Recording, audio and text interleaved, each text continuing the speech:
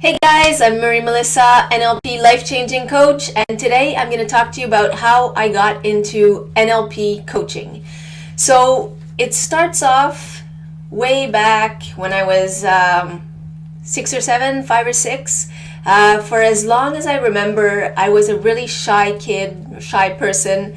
I didn't interact very much. I always waited for the other person to come and interact with me. So if they wouldn't take the first step, I wouldn't take the first step. So this went on until just a few years ago, actually, when I discovered NLP. So things started to change and they're very different now. So as a kid, my parents were giving me some tricks. They brought me to a social worker, to a school social worker. They bought me some books on self-confidence, self-esteem. I had to do different exercises. I didn't really feel a change in my behavior. So as I was growing up, I always had this funny feeling that I wanted to interact with people, but I wasn't able to.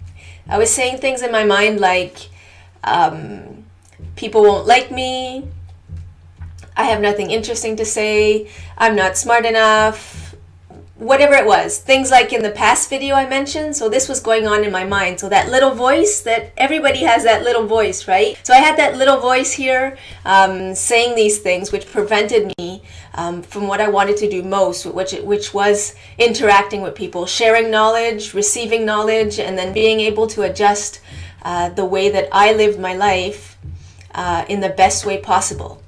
So life goes on, the issues keep coming back. I keep seeing different types of therapists, and it helps a little bit. I've gotten some good ones that helped a lot, and some that helped a little bit less. I even had one of the last ones, after 5 or 6 sessions, she said, "Okay, you're good now. I don't want to see you again." Maybe not quite like that, but she said, "Okay, it's finished now." I still hadn't resolved the issues for myself. I still had that feeling when I went into a group of not belonging or not being wanted there. So I kept on looking every year, every couple years, because it would go in a cycle. So I'd feel good, then I wouldn't feel good anymore. I'd look for another something. Then I'd feel better. Then I'd go on for a little bit. Then I'd feel bad. I'd find someone else.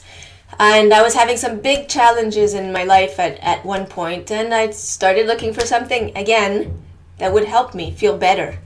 And I found NLP coaching. So I decided to register in the 3-day basic training. So when you do NLP coaching, you usually start with the 3-day basic training.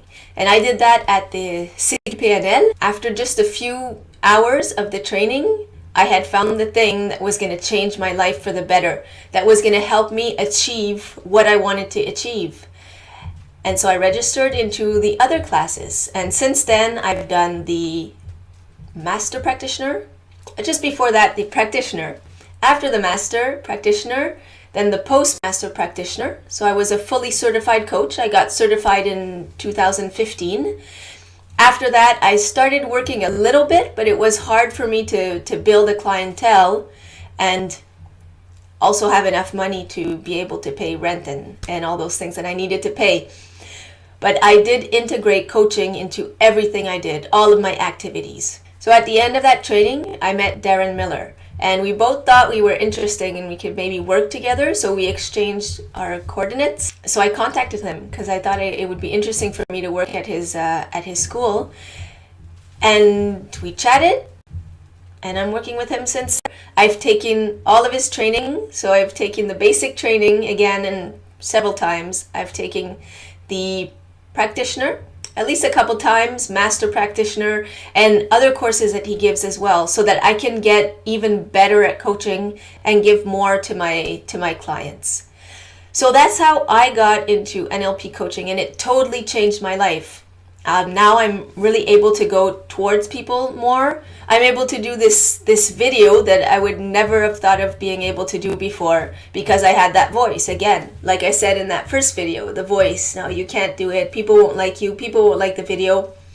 Well, now I have a different voice, and it's just saying, it's not quite here. It's maybe up here. So this different voice is saying, well, why don't you just try? and it's a lot more curious. It's like, well, curious to know if you do a video, how many people will like it? I'm curious to know if you do a Facebook ad, how many people will like it? How many people can really like your coaching and your style of coaching? So I have these little voices that are a lot more productive right now in my head. There's still some changes to come, still some things I want to improve or make more useful for myself, but I'm really getting there, all because of NLP coaching. So maybe it's something that can help you too. I'll see you next Monday for a new video, and I'll probably have an NLP exercise for you. See you soon.